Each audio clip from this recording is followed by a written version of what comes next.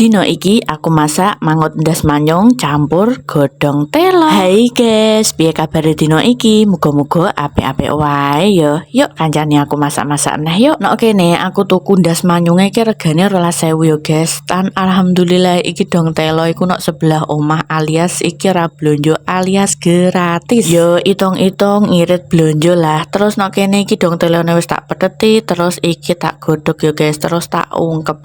Terus bariku aku iki ya pengen gawe bumbu guys. Iki bumbune ana bawang brambang, lombok, kencur, terus kunir, terus ana tumbar, ana jahe. Pokok iki bumbune lengkap ya guys. Terus nek kene iki koyo dong teloku wis medhok ya guys. Krana apa? Dong telone iki mau enom-enom, ora sing tuwek-tuwek ya guys. Dong telone wis tak entas, lanjut nek kene iki aku ape nggodhog ndas manyunge sedelok ya guys.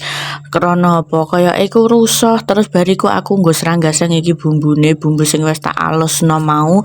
Terus bariku aku iku kelalen guys. Sereh karo laos iki gak ono, wis kentekan aku. Tapi yo gak apa-apa, nok kene tetep enak tapi kurang sedep. Karena iki bumbune wis tanek, lanjut iki tak gebyur ambi banyu ya guys. Tak kei banyu yo sedengan ngono. Terus bariku tak kei masako, tak kei apa lada bubuk, terus tak kei santen bubuk.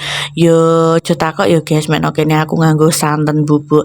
Karena apa yo santen sing parutan iku ku isih larang nok kene yo guys. Terus bariku iki santene wis tak lebokno, aku nganggo santen bubuk iki loro ya guys. Terus bariku iki ndas manyunge tak lebokno, dong telone wis tak godhog iki tak lebokno ya guys. Walah iki pokoke dadi siji guys. Wegere ra pakat tur mantul temen. Alhamdulillahirabbil alamin ya guys. Iki mangut ndas manyungku campur dong telo wis mateng, tapi nok kene iki ndas manyunge ajur mumur guys, tapi gak apa-apa. Tetep enak tur seger banget.